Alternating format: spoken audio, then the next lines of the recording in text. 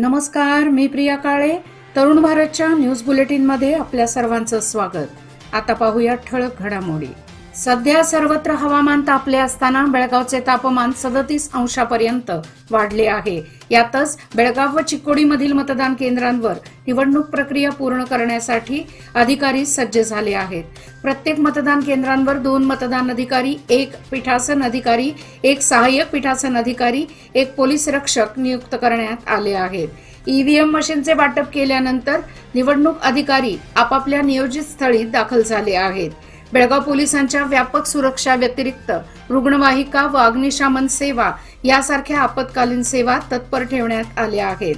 सर्व सार्वजनिक आरोग्य केंद्रे मतदानाच्या वेळी मुदत संपेपर्यंत खुली राहतील.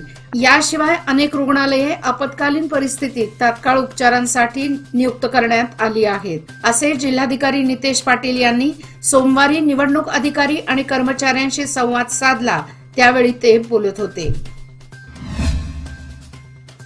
भारतीय निवडणूक आयोगाने मंजूर केल्यानुसार मतदार मतदान करण्यापूर्वी मतदान केंद्रांवर आपल्या सोबत स्वतःचे मतदार ओळखपत्रासह निश्चित ठरवून दिलेल्या ओळखपत्राद्वारे आपले नाव नोंदवून मतदानाचा हक्क बजावू शकतात. मतदाना दिवशी सकाळी 7 ते सायंकाळी 6 या वेळेत मतदान होणार आहे. लोकसभा मतदारसंघ अंतर्गत येणारी सर्व सरकारी कार्यालये, शाळा व महाविद्यालये तसेच सार्वजनिक क्षेत्रातील कर्मचाऱ्यांना 1 दिवसीय पगारी सुट्टी जाहीर केली आहे. याशिवाय अधिकारी कर्मचाऱ्यांना, व्यावसायिक, उद्योजक व इतर व्यावसायिकांना मतदानाचा हक्क बजावण्यासाठी आपली कार्यालये बंद ठेवण्यास हरकत नसल्याच्या यावेळी सूचना केल्या आहेत. तसेच मद्य विक्रीवर बंदी घालण्यात आली असून आयोगाच्या निर्देशानुसार वरील सूचनांचे पालन करून नागरिकांनी शांततेत मतदान करून सहकार्य करावे असे आवाहन जिल्हाधिकारी तथा जिल्हा निवडणूक अधिकारी नितेश पाटील यांनी केले आहे. लोकसभा निवडणुकीच्या पार्श्वभूमीवर मंगळवार दिनांक 7 मे रोजी होणाऱ्या कर्नाटकातील दुसऱ्या टप्प्यातील मतदान केंद्राची तयारी पूर्ण झाली असल्याचे जिल्हाधिकारी तथा जिल्हा निवडणूक अधिकारी नितेश पाटील यांनी आजच्या पत्रकार परिषदेत सांगितले. यावेळी बेळगाव लोकसभा मतदारसंघात एकूण 9,57,559 पुरुष, 9,66,134 महिला व इतर 95 असे एकूण 19,23,788 मतदार आहेत. तसेच चिकोडी लोकसभा मतदारसंघात 8,85,200 पुरुष व 8,76,414 महिला व इतर 80 मतदार असे एकूण 17,61,694 मतदार आहेत. एकंदरीत बेळगाव जिल्ह्यातील दोन्ही लोकसभा मतदारसंघात 20,55,870 पुरुष व 20,49,169 महिला व इतर 186 मतदार आहेत. असे एकूण 41,05,225 मतदार आहेत असे त्यांनी सांगितले.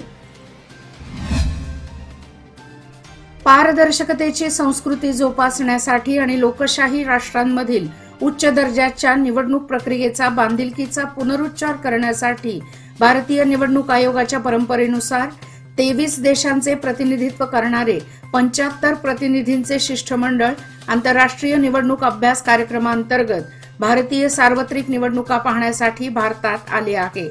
त्यापैकी 5 विविध देशातील अधिकारी हे बेळगाव जिल्हा निवडणुकीची पाहणी करून माहिती जाणून घेतील. यावेळी जिल्हाधिकारी नितेश पाटील यांनी निवडणूक प्रक्रियेची प्रात्यक्षिक माहिती त्यांना करून दिली. नेपाळ येथील थानेश्वर भुसाल या निवडणूक प्रतिनिधींनी असे सांगितले की भारतीय निवडणुकीचे स्थान अनोखे आहे. आम्ही भारतातील विविध मतदान केंद्रांवर भेटी देऊन देशातील मतदारांची विविधता पूर्ण अभिव्यक्तीमध्ये अनुभवू शकलो असे त्यांनी यावेळी सांगितले. याप्रसंगी विविध देशातील निवडणूक शिष्टमंडळ आयोग हे कझाकिस्तान, उझबेकिस्तान, नेपाळ, कंबोडिया तसेच ट्युनिशिया या 5 देशातून उपस्थित होते. लोकसभा निवडणुकीसाठी उद्या मंगळवार दिनांक 7 मे रोजी मतदान होत आहे. यासाठी प्रशासकीय यंत्रणा सज्ज झाली आहे. निर्भयपणे मतदान पार पाडण्यासाठी सुमारे 10,000 पोलिसांचा बंदोबस्त बेळगाव जिल्ह्यात तैनात करण्यात आला आहे। निवडणुकीच्या पार्श्वभूमीवर संपूर्ण जिल्ह्यात 144 कलम लागू करण्यात आले असून संचारबंदी जाहीर करण्यात आली आहे, अशी माहिती जिल्हाधिकारी नितेश पाटील यांनी दिली आहे। उद्या मतदानाच्या दिवशी राजकीय पक्षांना प्रत्येक मतदान केंद्राच्या 200 मीटर बाहेर एक टेबल आणि 2 खुर्च्या ठेवण्यास परवानगी देण्यात आली आहे। ज्यांना मतदान कार्ड मिळालेले नाही त्यांना मतदान यादीमध्ये नाव असल्यास मतदानाचा हक्क बजावण्यासाठी मुभा देण्यात आली आहे। मतदान करण्यासाठी त्या व्यक्तीने Aadhaar card, MNREGA job card, bank passbook, आरोग्य विमा स्मार्ट कार्ड, वाहन परवाना, पॅन कार्ड, भारतीय पासपोर्ट, निवृत्त वेतन कार्ड इत्यादी मधील कोणतेही एखादे कार्ड असेल तर त्यांना मतदानाचा हक्क दिला जाणार आहे। लोकसभा निवडणूक मतदानाच्या पार्श्वभूमीवर काल रविवार सायंकाळपासूनच मद्य विक्रीवर निर्बंध घालण्यात आले आहे। पुढील 3 दिवस मद्य विक्री व पुरवठा बंद राहणार आहे, अशी माहिती जिल्हाधिकारी नितेश पाटील यांनी दिली आहे। चिकोडी लोकसभा मतदारसंघाच्या व्याप्तीतील कागवाड विधानसभा मतदारसंघांमध्ये 2222 मतदान केंद्रांवर मंगळवार दिनांक 7 मे रोजी मतदान होणार आहे। या मतदानासाठी 1088 कर्मचाऱ्यांची नियुक्ती करण्यात आली आहे। 222 मतदान केंद्रांवर 2,05,000 मतदार मतदानाचा हक्क बजावणार आहेत। प्रत्येक केंद्रावर बसेसद्वारे ईव्हीएम मशीन सुरक्षितपणे पोहोचवण्यात आल्याची माहिती सहाय्यक निवडणूक अधिकारी सत्यपा पुजारी यांनी दिली। अथणी विधानसभा मतदारसंघामध्ये एकूण 260 मतदान केंद्रे असून 1221 निवडणूक कर्मचारी काम करत आहेत। विधानसभा मतदारसंघात 23 अतिसूक्ष्म मतदान केंद्र आहेत। अथणी शहरामध्ये 39 बूथ आहेत। निवडणुकीसाठी शासकीय यंत्रणा सज्ज असून सर्वच मतदान केंद्रांवरती कर्मचारी रवाना झाले असून मतदान केंद्रांवर पोलिसांनी देखील बंदोबस्त ठेवला आहे। अथणी विधानसभा मतदारसंघात 1,21,426 पुरुष मतदार व महिला 1,18,216 असून 2,39,646 मतदार आहेत। विविध राजकीय पक्षाचे नेते सर्वाधिक मतदान आपल्याच पक्षाला होण्यासाठी प्रत्येक गावामध्ये बूथ व्यवस्था करण्यात आली आहे। महिलांची शक्ती हीच समृद्ध भविष्याची निर्मिती। लोकमान्य घेऊन आले आहेत महिला उन्नती योजना, जी देते तुमच्या गुंतवणुकीवर 10% आकर्षक व्याजदर फक्त 500 दिवसांकरिता। किमान गुंतवणूक 10,000 रुपये। अधिक माहितीसाठी आजच कॉल करा 1800-212-4050। योजना फक्त महिला सभासदांकरिता। नियम अटी लागू। लोकमान्य, जिथे पैसे वाढतात आणि नातं वृद्धिंगत होतं। सरकारी अधिकाऱ्यांच्या पथकाने मणिपूर मधील एका तरुणीची बेळगाव येथे शनिवारी सुटका केली आहे। ती युवती 5 महिन्यांपूर्वी हैदराबादला जाण्यासाठी घरातून बाहेर पडली होती। त्यामुळे तिच्या पालकांनी पोलिसात तक्रार दाखल केली होती। बालकल्याण आणि संरक्षण विभागाचे 7 अधिकाऱ्यांचे पथक बेळगाव येथे आले असताना त्यांना या मुलीबद्दल माहिती मिळाली। तिच्यासोबत एक तृतीयपंथीही आढळून आली। लागलीच तिला टिळकवाडी पोलीस ठाण्यात आणण्यात आले। तिथे तिने आई वडिलांसोबत राहण्याची इच्छा व्यक्त केली। पोलीस उपायुक्त PV स्नेहा, पोलीस उपनिरीक्षक M रुक्मिणी आणि जिल्हा बालकल्याण अधिकारी महांतेश भजंत्री यांच्यासह इतरांनी मणिपूरच्या अधिकाऱ्यांसमवेत बचाव मोहिमेत समन्वय साधला आणि मणिपूरमधील त्या युवतीची बेळगावातून सुटका केली। लोकसभा निवडणुकीसाठी मंगळवार दिनांक 7 मे रोजी मतदान होणार आहे। मतदानाच्या कामासाठी महानगरपालिकेच्या सर्वच कर्मचाऱ्यांना जुंपण्यात आल्याने नेहमी गजबजलेल्या महानगरपालिकेमध्ये सोमवारी शुकशुकाट पसरला होता। सर्वच विभाग बंद करण्यात आल्याने कामासाठी आलेल्या अनेकांना रिकाम्या हाती परतावे लागले। निवडणुकीच्या कामासाठी आरोग्य विभाग, सार्वजनिक बांधकाम विभाग, महसूल विभाग, लेखा विभाग व आश्रय योजना विभाग यासह इतर विभागातील कर्मचारी रवाना झाल्याने महानगरपालिकेमध्ये शुकशुकाट पसरला होता। जन्म आणि मृत्यू दाखला देण्याचे काम गेल्या 4 दिवसांपासूनच बंद करण्यात आले आहे। त्यामुळे नेहमीच्या गर्दी असलेल्या ठिकाणीही शुकशुकाट होता। लोकसभेची निवडणूक मंगळवार दिनांक 7 मे रोजी होत आहे। घटनेने दिलेला मतदानाचा हक्क बजावणे हे प्रत्येकाचे राष्ट्रीय कर्तव्य आहे। प्रत्येकाने उत्स्फूर्त मतदान करून लोकशाही बळकट करावी, यासाठी प्रशासन जसे प्रयत्नशील आहे तशा काही संस्था आणि व्यक्तीही आहेत। अनेक संस्थांनी मतदान जागृतीसाठी प्रयत्न केले। याचाच एक भाग म्हणून नार्वेकर गल्ली बेळगाव येथील ज्ञानेश्वर अष्टेकर हे रिक्षा चालक निवडणुकीदरम्यान दिव्यांगांना आपल्या रिक्षातून स्वेच्छेने आणि विनामूल्य घेऊन जातात आणि परत पोहोचवतात। नार्वेकर गल्ली, गोंधळी गल्ली, केळकर बाग, पापड गल्ली व परिसरातील ज्या कोणाही दिव्यांगांना, गर्भवती अथवा वृद्धांना मतदान केंद्रांपर्यंत जाण्यासाठी मदत हवी असेल त्यांनी 9901058111 या क्रमांकावर अष्टेकर यांच्याशी संपर्क साधावा, असे आवाहन त्यांनी केले आहे।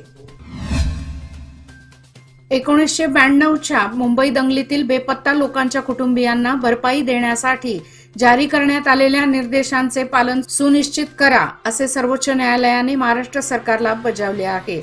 यापूर्वी 4 नोव्हेंबर 2022 रोजी या प्रकरणी काही निर्देश देण्यात आले होते, परंतु त्यांचे पालन करण्यात आले नव्हते। यावर न्यायाधीश अभय ओक आणि उज्ज्वल भुयान यांच्या खंडपीठाने नाराजी व्यक्त केली आहे। सर्वोच्च न्यायालयाने महाराष्ट्राचे पोलीस महासंचालक आणि राज्याच्या गृह विभागाला न्यायाधीश BN श्रीकृष्ण आयोगाच्या शिफारसींवर विचार करण्याची सूचना केली आहे। यासंबंधी 19 जुलैपूर्वी एक अंमलबजावणी अहवाल सादर करण्यात यावा, असा निर्देश खंडपीठाने दिला आहे। या प्रकरणी एका याचिकेवर आता 26 जुलै रोजी सुनावणी होणार आहे। ईडीने सोमवारी सकाळी रांचीमध्ये अनेक ठिकाणी छापे टाकले। झारखंडचे ग्रामीण विकास मंत्री आलमगीर आलम यांचे खासगी सचिव संजीव लाल यांच्या सेवेत असलेल्या नोकराच्या घरातून 25 कोटी रुपयाहून अधिक रोख रक्कम जप्त केली आहे। जप्त झालेल्या रोख रकमेची मोजणी सोमवारी रात्रीपर्यंत सुरू होती। हा छापा झारखंड ग्रामीण विकास विभागाचे मुख्य अभियंता वीरेंद्र के राम यांच्याशी संबंधित प्रकरणाशी संबंधित सुरू असलेल्या तपासाचाच एक भाग आहे। बसुर्ते गावाच्या प्रवेशद्वारापाशीच असलेल्या जलशुद्धीकरण यंत्रणेचा विद्युतभारित स्पर्शाने एका गाभण म्हशीचा दुर्दैवी मृत्यू झाल्याची घटना घडली असून या घटनेने दूध उत्पादक गरीब शेतकऱ्याला जवळपास 65 ते 70 हजार रुपयांचा मोठा आर्थिक फटका बसला असून त्याचा पुढील होणारा दुग्ध व्यवसाय मोडकळीस आल्याने आता पुढे जगावे कसे, असा प्रश्न त्याच्यासमोर आवासून उभा आहे। नामदेव यल्लुप्पा बेनके असे या गरीब शेतकरी म्हैस मालकाचे नाव आहे।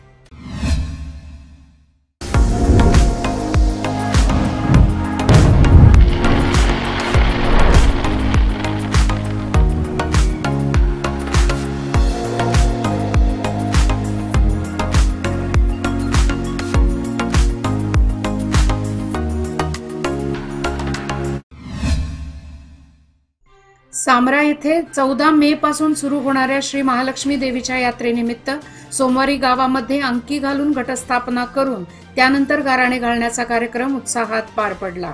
प्रारंभी गावातील श्री दुर्गादेवी मंदिरापासून वाजत गाजत मिरवणुकीने श्री भैरीदेव मंदिराकडे सर्वजण आले। यावेळी अंकी घालण्यात आली, घटस्थापना करून गाराणे घालण्यात आले। यावेळी यात्रेसंबंधात बनवण्यात आलेल्या नियमावलींचे श्री महालक्ष्मी यात्रा कमिटीचे अध्यक्ष राजू देसाई यांनी वाचन केले व नियमांचे काटेकोरपणे पालन करून यात्रा यशस्वी करण्याचे आवाहन केले। विजापूर जिल्ह्यातील कोणत्याही मतदान केंद्रांवर कोणताही अधिकारी, कर्मचारी किंवा मतदारांना मोबाईल फोन घेऊन जाण्यास परवानगी नाही। याबरोबरच निवडणूक अधिकारी आणि कर्मचाऱ्यांनी प्रामाणिकपणे सेवा बजावावी, तसेच मतदार आणि पक्षीय कार्यकर्त्यांनी नियमांचे उल्लंघन होणार नाही याची खबरदारी घ्यावी, असे आवाहन विजापूर जिल्हा निवडणूक अधिकारी आणि जिल्हाधिकारी टी भुबलन यांनी केले। रविवारी सायंकाळी जिल्हाधिकारी कार्यालयाच्या दालनात निवडणूक कर्तव्यासाठी नेमलेल्या अधिकाऱ्यांसोबत व्हिडिओ कॉन्फरन्सद्वारे बैठक घेतली, त्यावेळी ते बोलत होते। आलमट्टी येथील कृष्णा नदीच्या मागील पाण्यात बावसाब टेकडीजवळ 35 किलो वजनाचा एक मोठा मासा आलमट्टी ग्रामपंचायतीचे सदस्य मसुबा कट्टीमनी मच्छीमार यांच्या जाळ्यात सापडला आहे। सकाळी ते नदीतील आपल्या माशाची जाळी काढायला गेले असता त्यांच्या गळाला भला मोठा मासा अडकला। हा मोठा मासा पाहण्यासाठी स्थानिक लोकांनी एकच गर्दी केली होती। हा कटला प्रजातीचा मासा असून याच्या उपलब्धीने आनंद व्यक्त करण्यात येत आहे। हा मासा खाण्यास रुचकर असल्याने स्थानिक बाजारपेठेत या मासळीला वाढती मागणी आहे। याचबरोबर आजचे बातमीपत्र इथेच संपले. अधिक माहिती आणि ताज्या घडामोडी करता पाहत रहा तरुण भारत न्यूज चॅनल. तसेच आमच्या चॅनलला लाईक, शेअर आणि सबस्क्राईब करायला विसरू नका. आणि विश्वासार्ह बातम्यासाठी दररोज वाचा दैनिक तरुण भारत. धन्यवाद.